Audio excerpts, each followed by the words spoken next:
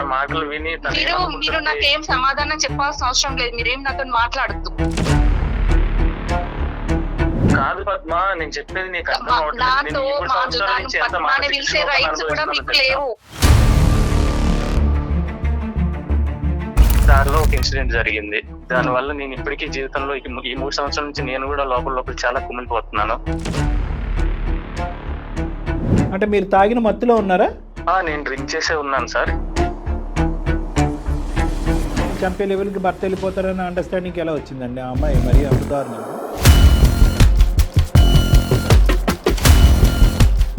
ఇందాక ఏమన్నాను, this could have been avoided అన్నాను.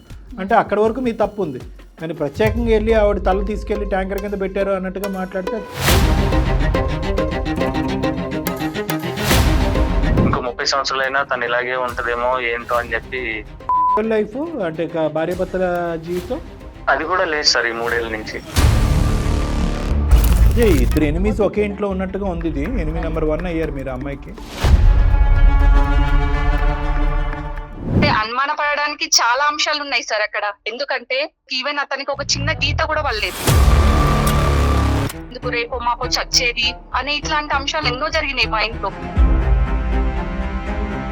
తనే ఏం పాడనే నమ్మకం అయితే నాకు ఖచ్చితంగా ఉంది. ఇప్పుడు తను ఉండాలని మా పిల్లల్ని అవన్నీ చూసుకునే ప్రేమ అనేది నేను మిస్ అయిపోయాను కదా సార్. ఇప్పుడు ఆ ప్రేమనైతే తను తిరిగి తీసుకురాలేడు కదా. ఇంకా తనతో పాటు నేను చనిపోతే శుభ్రంగా పిల్లతో నువ్వు శుభ్రంగా ఉండేదానివా చెప్పు?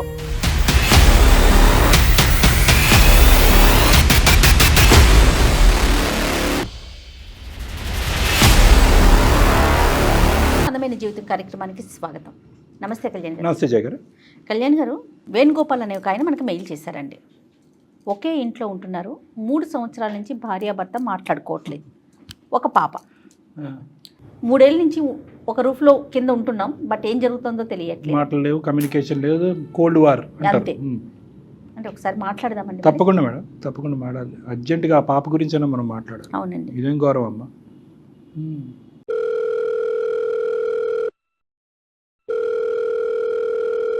హలో, హలో వేణుగోపాల్ గారా?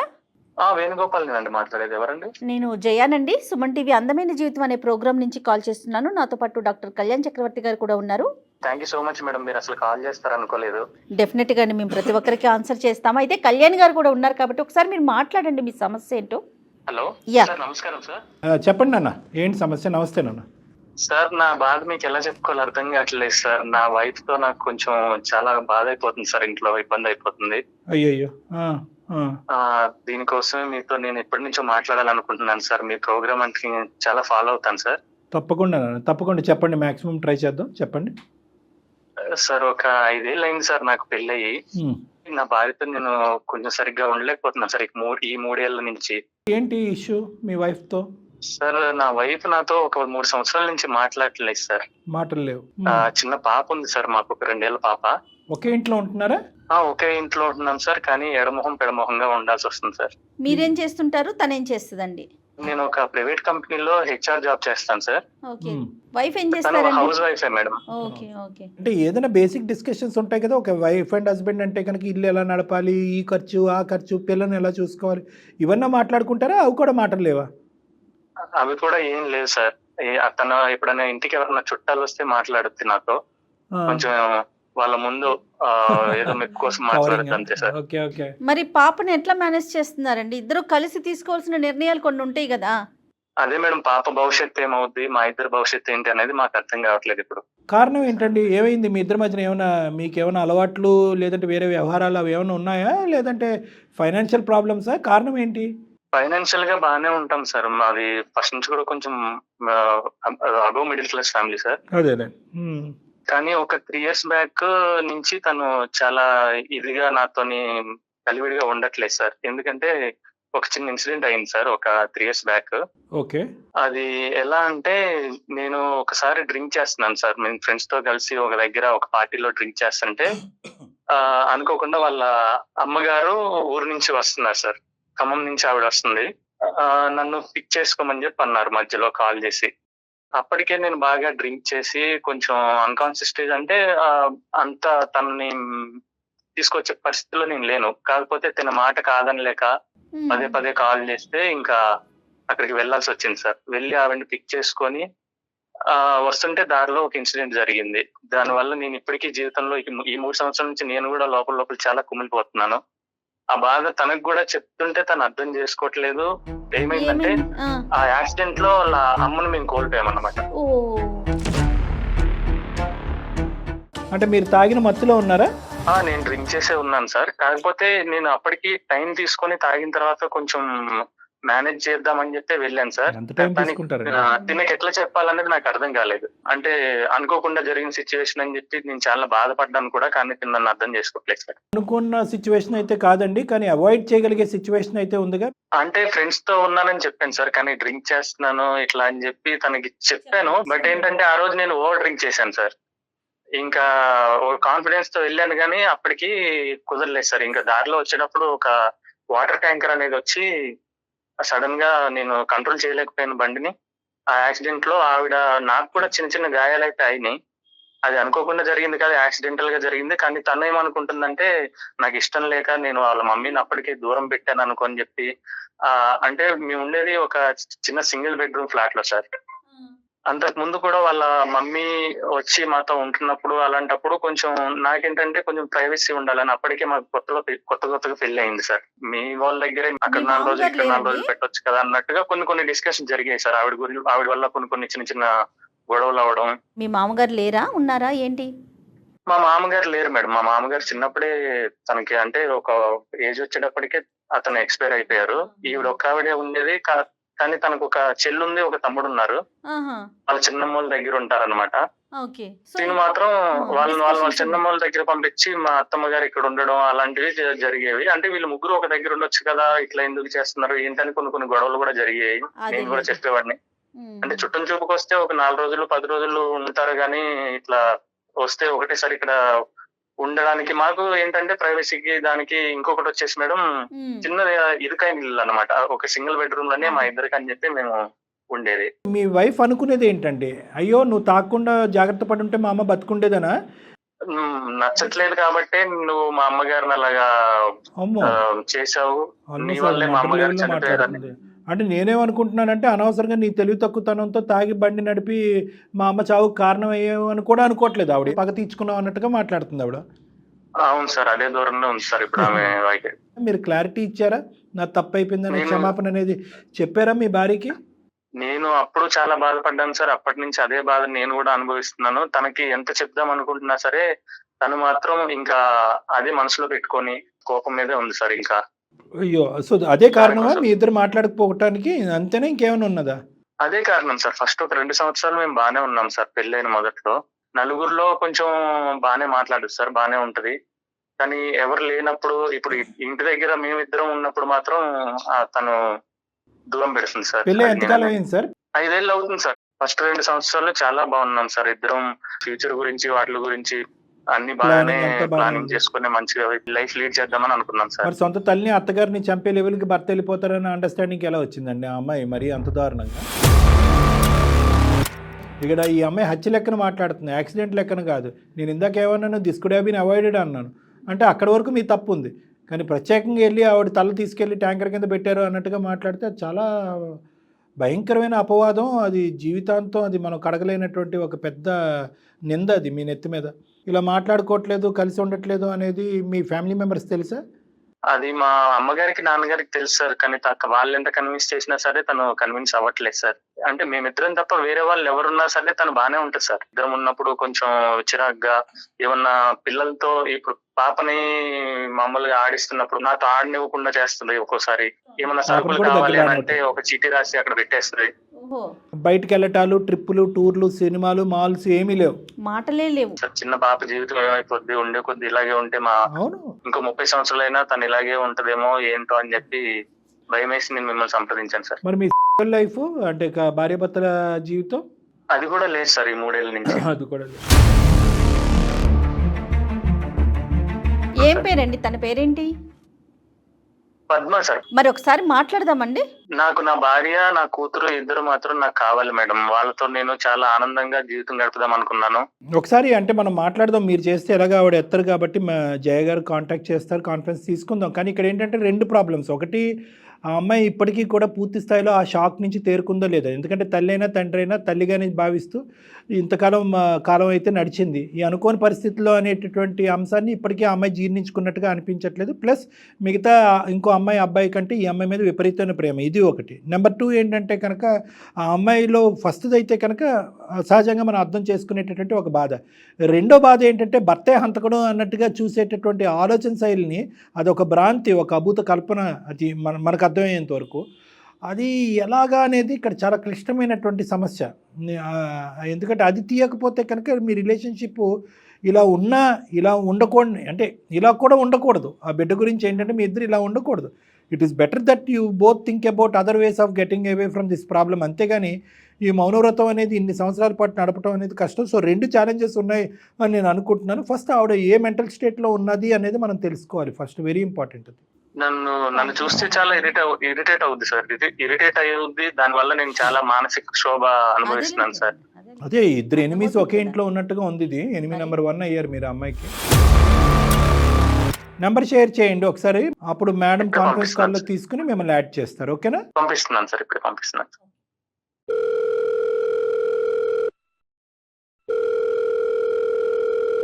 ముందు ఆయన్ని మాట్లాడమంటారా మనం మాట్లాడదాం. హలో, నమస్తే అండి, పద్మ గారా? అవునండి, మీరెవరు?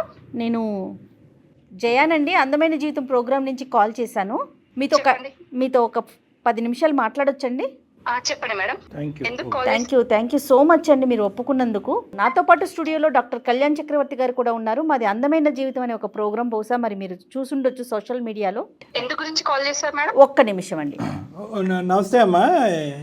నమస్తే సార్. ఇప్పుడు ఇంత ఫ్రీగా మాట్లాడే మీరు ఎందుకు గురించి కాల్ చేశారని చెప్తే ఫోన్ పెట్టేస్తారేమో అని భయంగా ఉంది. దయచేసి ఒక 10 నిమిషాలు అమ్మా. ఇప్పుడు మీ భర్త గారు చాలా ఒక విచిత్రమైనటువంటి ఒక అంశాన్ని తీసుకొచ్చారు. ఒకే ఇంట్లో ఉంటున్నటువంటి భార్యాభర్తలు మాటామంతి లేనటువంటి ఒక పరిస్థితి. బిడ్డ ఉంది, బిడ్డ కూడా నాకు దూరం అవబోతుంది, భార్య ఎలాగా మాటలు లేవు, ఏంటి జీవితం, ఎంతకాలం, who will break the ice అన్నట్టుగా అతను మాకు ఈమెయిల్ పెట్టడం జరిగింది. ఏమైందమ్మా? అంటే ఈ అంశం మీద ఒక 2 నిమిషాలు మాట్లాడచ్చా మీతో? ఇప్పుడు దాని గురించి ఇప్పుడు మాట్లాడడం ఎందుకు సార్? మీకు ఎందుకు మాట్లాడాలి సార్ ఇప్పుడు దాని గురించి? నాతో మాట్లాడక్కర్లేదమ్మా, కానీ ఇది బిడ్డకి సంబంధించిన అంశం. దయచేసి కొద్దిగా ఓపికగా ఆలోచించండి, సహనంతో. ఇది మీ భర్తకి సంబంధించింది. ఈ సమస్యకి పరిష్కారం కావాలని మీరు కూడా అనుకుంటున్నారు. ఒక్కసారి పెద్ద మనసు చేసుకుని మేమెందుకు ఈ సమస్యకి పరిష్కారం వద్దాం? అంటే మీరు భార్యాభర్తలు కాస్త తల్లిదండ్రులు అయ్యారు కదండి. అంటే అటువంటి కూడా ఒక తల్లి ఉంది, ఆ తల్లిని కోల్పోయిన బాధ అనేది మాకు ఉంటది కదా మేడం. అదే ఒక్కసారి ఆ బాధను కూడా పాలు పంచుకోవటానికి, ఎందుకంటే చాలా దురదృష్టకరమైంది, చాలా భయంకరమైనటువంటిది, ఎవరి జీవితంలో రాకూడనటువంటి ఒక సంఘటన. న్యాచురల్గా ఏదో ఒక జబ్బు చేసి చనిపోవటం అనేది ఒక ఎత్తు అయితే కనుక, ఇలాగా ఒక యాక్సిడెంటల్గా అనవసరంగా ఒక ప్రాణాలు పోగొట్టుకోవటం అనేది చాలా బాధ. దానికి కూడా మాకు పూర్తి సానుభూతి, బాధ మాకు ఉందమ్మా. అది కూడా మీరు పంచుకుంటారనే ఉద్దేశంతోనే మేము ఈరోజు కాల్ చేస్తున్నాం. ఎందుకంటే మీరు కూడా ఈ బాధను ఎవరితో పంచుకుంటున్నారు, ఎలా షేర్ చేసుకున్నారో, ఆ బాధలోంచి మీరు బయటకు వచ్చారా లేదా అన్నది కూడా ఇందాక మాట్లాడటం జరిగింది. కాబట్టి అతను కూడా లైన్లో ఉన్నారు. అసలు ఏంటి మీ మనసులో ఉన్న బాధ అనేటటువంటి, మేము ఎందుకు చేసాం, మీ ఇష్యూ మాకెందుకు అనే అంశాన్ని ఒక 5 నిమిషాలు పక్కన పెట్టి, బిడ్డ భవిష్యత్ దృష్ట్యా, ఈ కుటుంబ భవిష్యత్తు దృష్ట్యా ఓపిక చేసుకుని ఒక 2 నిమిషాలు మాట్లాడండి అమ్మా ప్లీజ్, దయచేసి. మీరు చెప్పారు కానీ మరి అమ్మ ఎలా చనిపోయిందో మరి చెప్పలేదా? మరి ఎలా చనిపోయారు, ఎందుకు చనిపోయారు అనే విషయం చెప్పలేరా సార్ మీతో? అంటే అతను చెప్పాడమ్మా, చెప్పాడు, కానీ చూసే విధానంలో డిఫరెన్స్ ఉందనేది కూడా చెప్పాడు. అంటే అతను తాగున్న పరిస్థితిలో స్కూటర్ మీద ఆవిడని ఎక్కించుకొని అనుకోని పరిస్థితిలో ఆవిడ చనిపోయింది. దానికి కూడా అతను చాలా బాధపడ్డాడు, ఇప్పటికి కూడా బాధపడుతూనే ఉన్నాడు. ఎందుకంటే ఒక ప్రాణాలు అతని చేతుల మీదుగా పోవటం అనేటటువంటిది. కానీ దాన్ని మీరు ఎలా చూస్తున్నారనే అంశం కూడా చెప్పాడు. అంటే ఏంటంటే, నువ్వు కావాలనే నా తల్లిని చంపేవు అనేటటువంటి విధంగా మీరు భావిస్తున్నారని చెప్పారు. అంటే అనుమానపడడానికి చాలా అంశాలు ఉన్నాయి సార్ అక్కడ. ఎందుకంటే ఇప్పుడు బండి మీకెళ్ళి పట్టారంటే ఇద్దరికి తగలాలి దెబ్బ. ఓన్లీ మా మదర్ చనిపోయేదానికి ఈవెన్ అతనికి ఒక చిన్న గీత కూడా పడలేదు. ఇవి కొంచెం అనుమానం పడడానికి ఉన్నాయి కదా ఛాన్సెస్ సార్ మీరు. ఓకే, ఒకటి అనుమానం నెంబర్ 1 ఏంటంటే అతనికి గాయాలు అవ్వలేదు, ఆవిడ గాయాలైన, సారీ చనిపోయారు ఆవిడ. రెండోదమ్మా, ఎప్పుడు ఎందుకంటే మా దగ్గర అమ్మ మాతోని ఉండాలంటే ఎప్పుడు కూడా తను అంత ఇంట్రెస్ట్ చూపించేవాడు కాదు. ముసలామె మన ఇంట్లో ఎందుకు, రేపు మాపో చచ్చేది అని ఇట్లాంటి అంశాలు ఎన్నో జరిగినాయి మా ఇంట్లో. తనే వేసాడు, తాగి పట్టడా మరి ఎట్లయిపోయిందో తెలియదు, కానీ తనే చంపాడనే నమ్మకం అయితే నాకు ఖచ్చితంగా ఉంది. ఇప్పుడు నేను తన పైన కేసు పెట్టడానికి కూడా నాకు ఉన్నాయి. బట్ ఏంటంటే నా కుటుంబ సంబంధించిన విషయాలు బయటకు చెప్పడం ఇష్టం లేదు కాబట్టి ఎవరితో కూడా నేను అట్లా చెప్పలేను. ఈవెన్ ఇంట్లో వాళ్ళకు కూడా నేను ఈ మ్యాటర్ కూడా ఎప్పుడు డిస్కస్ చేయలేను. ఒక ఇంట్లో ఉన్నా గానీ అంతే ఉంటున్నాం అంతే. అదే కొంతవరకు తెలుసమ్మా, కానీ ఏంటంటే చాలా తప్పుడు మాట అతను. ముసలాం చనిపోయినా పర్లేదు అనేటటువంటి పిచ్చి మాటలు అతను ఎందుకు మాట్లాడాడో నాకు తెలియదు, కానీ ఇప్పుడు లైన్లోనే ఉన్నారు, తర్వాత అతను అడుగుదాం. కానీ ఈ రెండు కాకుండా ఏం ఆధారాలు ఉన్నాయమ్మా అతను చంపాడు అనేటటువంటిది మీ దగ్గర? ఒకటి, అతనికి గాయాలు తగలలేదు, ఈవిడికి చనిపోయింది. రెండోది ఏంటంటే తాగున్న మనిషికి గాయాలు ఎలా తగలలేదు, తాగలేనటువంటి మనిషి ఎలా చనిపోయింది, ఇలాంటివి ఉన్నాయి. అప్పుడే నేను తాగినా అని చెప్పేసి తీసుకురాకపోయినా అయిపోతుండే కదా. ఈవెన్ మా ఇంట్లో ఉన్నప్పుడైనా తనతో ఈవెన్ ఒక్క రోజు కూడా మాట్లాడేవాడు కాదు. ఇప్పుడు నేనే అట్లా వాళ్ళ పేరెంట్స్ కి వేస్తే తను ఊరుకుంటారా సార్? తన మాటలు విని మీరు నాకేం సమాధానం చెప్పాల్సిన అవసరం లేదు, మీరేం నాతో మాట్లాడద్దు. కాదు పద్మ, నేను చెప్పేది నీకు నాతో పద్మాని పిలిచే రైట్స్ కూడా మీకు లేవు. మీరు నాతో మాట్లాడిన పేరు పలికే హక్కు కూడా మీకు లేదు. కాదు, నేను 3 సంవత్సరాల నుంచి ఎంత మిస్ అవుతున్నాను, పాపను ఎంత మిస్ అవుతున్నాను, అది నీకు అర్థం అవ్వట్లేదు. నేను తల్లిని ఎట్లా కోల్పోయాను మీ వల్లనే కదా. ఆ బాధపడుతుంది మధ్యలో జరిగిన గొడవల్లో ఎన్నో సార్లు నిన్ను తిట్టుండొచ్చు, కొట్టుండొచ్చు. కొన్ని సార్లు మనం ఇద్దరం నీ మీద చేయి చేసుకున్న ఉద్దేశం మాత్రం నాకు లేదు, కానీ నీ మీద చేయి లేకుండొచ్చు. కొన్నిసార్లు నిన్ను ఎప్పుడు కొట్టింది కూడా అది ఒకటే కాదులే. ఇప్పుడు తల్లి మీ అమ్మ ఎప్పుడు చచ్చిపోద్దన్న మాట కూడా అన్నారంట కదా, అది ఆవిడకి బాగా లోతుగా దిగింది. లేదు సార్, ప్రతిసారి ఇంట్లోకి రాగానే ఎందుకు వచ్చింది, ఎందుకున్నది, మన ఇద్దరి మధ్యలో జరిగే విషయాల్లో తను వస్తే మాత్రం నేను ఒక్కొక్కసారి నోరు జారి ఏదైనా అనుండొచ్చు, కానీ అంత కోపమే లేదు నాకు. చంపేసే స్థాయి వరకు వెళ్ళిపోద్దమ్మా ఆలోచన. అందరి ఇళ్లలో మీ చేతుల్లోనే కదా, మీతో ఉన్నప్పుడే అమ్మాయి అనిపోయింది కదా. వేరే దగ్గర ఉన్నప్పుడు అయితే ప్రమాదవశాత్తు అని ప్రమాదవశాత్తు అని నేను ఇలా అనుకుంటాను. చనిపోయి మనిషి అయితే పోయింది కదా, మీకు ఒక్క దెబ్బ తగలకుండా ఇట్లా చనిపోతుంది. ఇప్పుడు ఏంటంటే ఒక భర్త, మీరు ఒక ప్రయాణం, ఒక బిడ్డను కన్నారు, 5 సంవత్సరాల పాటు ప్రయాణం. ఒక 5 సంవత్సరాల ప్రయాణంలో ఏ కోసానన్నా కూడా మీ అమ్మగారు ఉండకపోయి ఉంటే కనుక మీ భర్త గురించి ఇతను చంపే స్థాయి వరకు వెళ్ళిపోతాడు అనే అభిప్రాయం మీకు ఎప్పుడన్నా ఉండేదమ్మా? మీ భర్త గురించి మేము చెప్పాలా? ఓకే, అత్తగారు అంటే పడకపోవచ్చు, ఏమన్నా మాట్లాడనొచ్చు, ప్రైవసీ లేదు కాబట్టి ఆవిడ దూరంగా ఉండొచ్చు, మన సింగిల్ బెడ్రూమ్ అని మాట అనొచ్చు. ఇలాంటి మాటలు ఉన్నంత మాత్రాన మనిషి తాగేసి వెళ్ళి బండిని బలవంతంగా గుద్దేసి చంపేస్తాడమ్మా? యాక్సిడెంట్లు అవుతాయి చాలా చోట్ల. ఒక పెద్ద బస్సు యాక్సిడెంట్ అవుతుంది, 2-3 చనిపోతారు. ఫ్రంట్ ఉన్న వాళ్ళు కూడా చనిపోకపోవచ్చు, డ్రైవర్ కూడా చనిపోకపోవచ్చు. కళ్యాణ్ గారు ఇప్పుడు బెస్ట్ ఎగ్జాంపుల్ మనకి ఫ్లైట్ చూసాం కదా, అంతమంది చనిపోతే ఒక్క మనిషి బతికి రాలేదు. ఇప్పుడు మనం ఏం చెప్పగలుగుతామంటే యాక్సిడెంట్, అది యాక్సిడెంట్. సహజంగా అతను ఇప్పుడు ఏంటంటే ఆ మినిట్ లో అతనికి తగలకూడని చోట తగలేదు. పెద్ద ఆవిడ వయసు ఉంది, చిన్న గాయం కూడా ప్రాణాల మీద తీసుకొచ్చింది. సరే, మీ అమ్మగారు చనిపోయేటటువంటి దాన్ని మేము కిందకి చూపెట్టాలి అనే ఉద్దేశం కాదు. మీ బాధ మీకుంది, మీ బాధను మేము అర్థం చేసుకోగలం. కానీ ఆ బాధకు కారణమైనటువంటి ఈ వ్యక్తి యాక్సిడెంట్ రూపాన కారణం అయ్యాడు, కానీ హత్యాయత్నం చేశాడు అనేది కరెక్ట్ కాదు కదమ్మా. అనుకోకుండా యాక్సిడెంట్ జరిగింది సార్. సార్ మీరు ఒక్క పాయింట్ ఇది గుర్తు పెట్టుకోండి,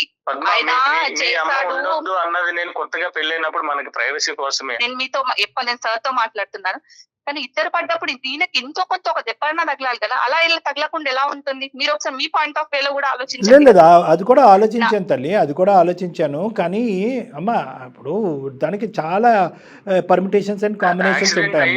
కానీ యాక్సిడెంట్ అయ్యింది కదా, యాక్సిడెంట్ అయినప్పుడు ఇంకా తనతో పాటు నేను చనిపోతే శుభ్రంగా పిల్లతో శుభ్రంగా ఉండేదాన్ని. అలా కాదు,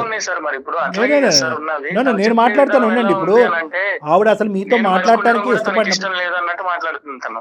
అలా కాదు అమ్మ, ఒకటమ్మా, నిజంగా ఇతని హంతకుడే మీ అమ్మగారిని చంపాలి అనేటటువంటి పెద్ద ఉద్దేశం ఉంది అనుకుందాం. ఎందుకమ్మా ఇంత పబ్లిక్ ఇష్యూ చేసుకుని ఇలా చంపటం? ఏదో సీక్రెట్ గా ఇంకా రకరకాల పద్ధతులు ఉంటాయి కదా చంపడానికి. పబ్లిక్ ఇష్యూ చేసేది ఉంటే ఎప్పుడో పోలీస్ స్టేషన్ లో కంప్లైంట్ ఇచ్చేదాన్ని సార్.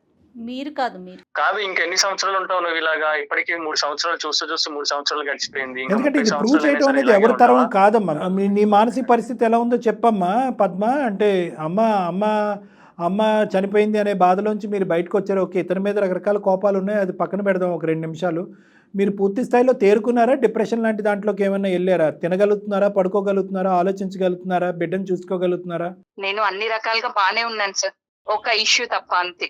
సో దీనికి ఇప్పుడు దీనికి పరిష్కార మార్గం ఏంటో చెప్పండి. అతను చేసింది ఒకటి ఏ ముమ్మాటికి రకంగా పెద్ద నమ్మాలి తప్పు సరిగ్గా? ఏంటంటే కనుక ఇదే డ్రింక్ చేసి డ్రైవ్ చేయటం అనేది అతను చేసింది పెద్ద తప్పు. తాగి డ్రైవ్ చేసి అతని ప్రాణాలకి ఏదైనా కూడా ఈరోజు ఆ బిడ్డ అనాథ అయ్యి ఉండేది. ఇప్పుడు అనవసరంగా ఇప్పుడు ఏమైంది, అతనికి ఒక గాయం తగలపోవటం. ఇప్పుడు అతను అనుకుంటా ఉంటాడు కొద్దిగానే గాయాలు తగులుంటే కనుక ఈ అనుమానం కూడా ఉండేదని.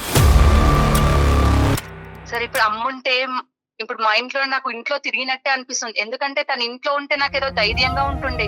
ఇప్పుడు తను ఉండాలని మా పిల్లల్ని అవన్నీ చూసుకునే ప్రేమ అనేది నేను మిస్ అయిపోయాను కదా సార్. ఇప్పుడు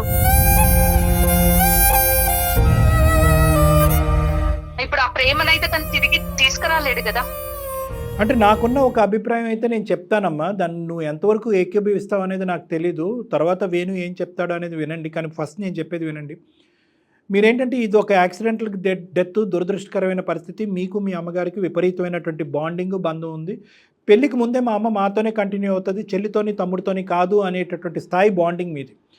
అమ్మ హెల్తీగా ఉండి అనుకోనటువంటి పరిస్థితుల్లో చనిపోవటం అనేటటువంటిది, ఆ గ్రీఫ్, ఆ బాధ నుంచి ఇప్పటికి కూడా మీరు తేరుకోలేదు.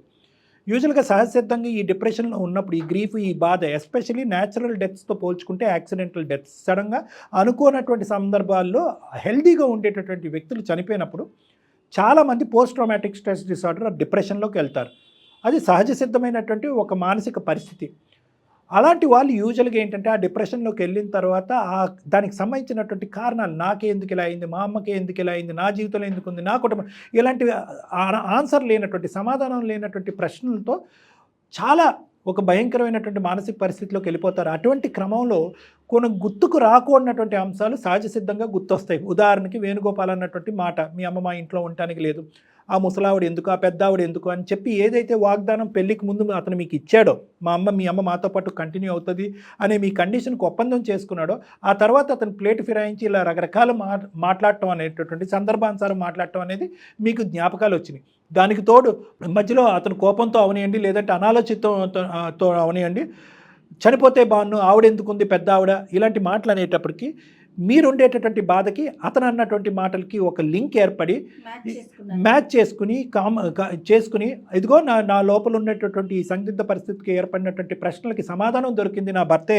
అనేటటువంటి విధంగా మీరు రెట్రోస్పెక్టివ్గా ఆలోచించుకుని, ఆవిడికి గాయాలైనవి, ఆవిడ చనిపోయింది, ఇతను గాయాలు అవ్వలేదు, తాగున్న అతనికి ఇతను దెబ్బ తగలేదు, ఆవిడకి మాత్రం చనిపోయింది కాబట్టి ఒకప్పుడు తాగానని చెప్పొచ్చు కదా, ఇతను బహుశా ఏంటంటే తాగి నడిపాను కాబట్టి యాక్సిడెంట్గా చిత్రీకరించాలని చెప్పి తాగేనన్న అంశం కూడా నాకు చెప్పకుండా బలవంతంగా మా అమ్మని ఎత్తుకుని ఇంటికి దింపడానికి ట్రై చేశాడు. ఇవన్నీ ఒక చుక్క కలుపుకుంటూ వెళ్ళిపోయి మీరు కంప్లీట్గా ఒక కన్ఫ్యూజన్లోకి వెళ్ళిపోయి ఈ విధంగా నాలాంటి వ్యక్తులు ఎక్స్ప్లెయిన్ చేయడానికి అవకాశం ఇవ్వలేదు. దానికి తోడు మీ చుట్టాలు ఎవరైతే ఉన్నారో, అవును అదేంటి అతనికి దెబ్బలు తగలకుండా మీ అమ్మ చనిపోవటం ఏంటి, ఇలా మాట్లాడేటప్పటికి మీ బ్రెయిన్ అంతా పొల్యూట్ అయిపోయి ఈ మీ భార్యాభర్తల మధ్యన ఉండేటటువంటి ఈ వారధ అనేటటువంటిది రోజు రోజుకి పెరుగుతూ పోయింది అనేది నా అభిప్రాయం. పద్మానికి మాత్రం నేను ఒకటే చెప్పాలనుకుంటున్నాను. నేను చెప్పాలనుకుంటుంది ఏంటంటే, ఆ రోజు జరిగింది మొత్తం ఉద్దేశపూర్వకంగా జరిగింది కాదు, ప్రమాదవశాత్తు యాక్సిడెంటల్లీ జరిగింది అంతే. అది ఎట్లా అయింది అనేది నాకు తెలియదు, కానీ ఇప్పటికీ నాకు అది గుర్తులేదు.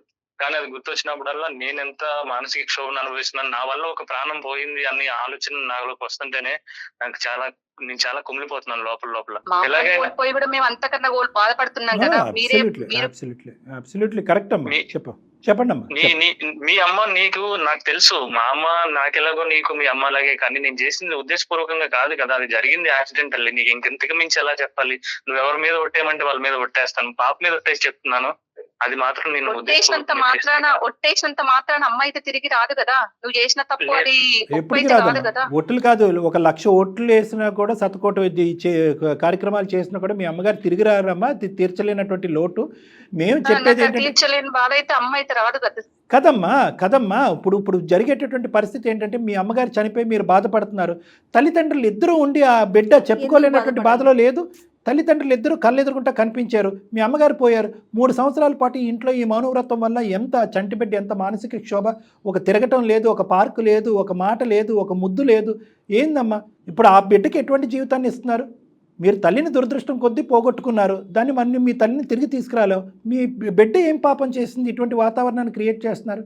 ఈరోజు మా వేదిక వరకు వచ్చి మీరు ఫోన్ కాల్ చేయడం అనేది ఇద్దరు అదృష్టవంతులే. దానికి మించినటువంటి అదృష్టవంతురాలు ఆ బిడ్డ.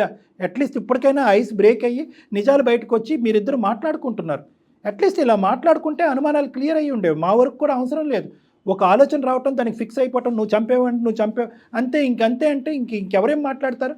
అందరి ఇళ్లలో భార్యాభర్తలు మాట్లాడుకుంటున్నారు, ఇంతకు మించినటువంటి గొడవలు. మీరు మాత్రం 3 సంవత్సరాల పాటు వనవాసం.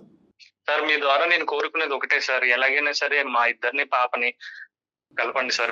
అది నా కలుపుతానని చేతుల్లో లేదు నాన్న. నేను పద్మగారు ఒక పని చేయండి. ఇవ్వాల్సినటువంటి ఎక్స్ప్లెనేషన్ ఆవిడకి ఇచ్చాను. ఒకసారి మనం నాకు అమ్మాయిని భయం వేస్తుంది రమ్మందాం సార్, అండి తను మీ ఉండే దగ్గరికి. కొద్ది ఇలాగే పాపని దూరం చేస్తుందేమో, తను ఎలా దూరం అయిందో అలా దూరం అవుద్ది అని చెప్పి మళ్ళీ మేమిద్దరం కలిసి ఉండి పాపను కూడా మంచిగా పెంచుకోవాలని చెప్పి చూస్తాం సార్.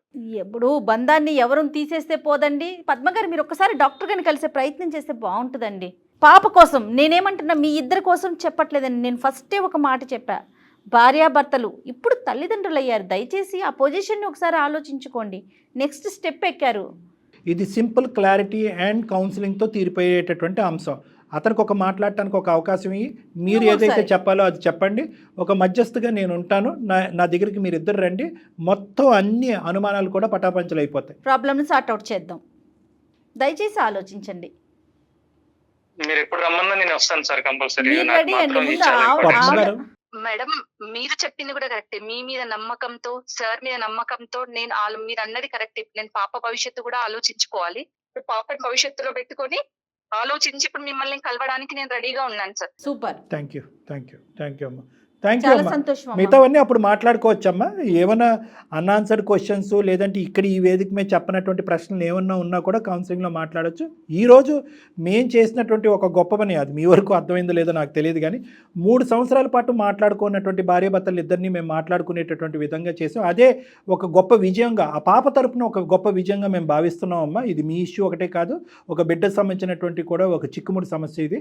కాబట్టి ఇది పూర్తి స్థాయిలో మనం ముందుకెళ్ళి నా కౌన్సిలింగ్ ద్వారా మీ ఇద్దరి మధ్యన అండర్స్టాండింగ్ పెరుగుతుందనే స్థాయి నమ్మకం కూడా నాకున్న అనుభవంతో నాకు ఉంది. కాబట్టి దయచేసి రండి, మాట్లాడదాం, అంత క్లారిటీ వస్తుంది. ఓకేనమ్మా? రైట్ అండి. Okay sir. ఓకే ఓకే అండి. Okay sir. All the best. కానీ తను వచ్చేలా చూడండి సార్, వస్తుంది, వస్తుంది. తనతో నేను మళ్ళీ చూడండి. జయ గారు మాట్లాడతారు, ఫాలోఅప్లో యూ డోంట్ ఉంటుంది. వరీ అండి, మీరు ఏం ఫీల్ కావద్దు. నేను మాట్లాడతాను. డాక్టర్ గారి దగ్గరికి పంపించే బాధ్యత నాది. ఓకే అండి. పాప ఇంపార్టెంట్ సార్. అందుకే పాప కోసమే, పాప కోసమే. అందరూ ఇంపార్టెంట్ అయ్యి తమ్ముడు. Okay right, okay, all the best నాన్న. బాయ్ నాన్న, take care, bye. Thank you sir. అది కళ్యాణ్ గారు ఒకసారి ఆవిడ వచ్చి మాట్లాడితే మనసులో అలా నాటుప్పుడు నాకు నచ్చిన వాళ్ళతో నేను మాట్లాడితే నాకు ఫేవర్గా మాట్లాడతారు, మీకు నచ్చిన వాళ్ళతో మీరు అట్లా అమ్మాయికి అట్లా చెప్పేశారనమాట, అతని వల్లే అని. సో మీ కౌన్సిలింగ్ ద్వారా తప్పకుండా మేడం. కొంచెం మార్పు రావాలి, ఖచ్చితంగా కలిసి ఉండాలి. చిన్న ఇష్యూ కాబట్టి. రైట్ అండి. నమస్తే. నమస్తే మేడం.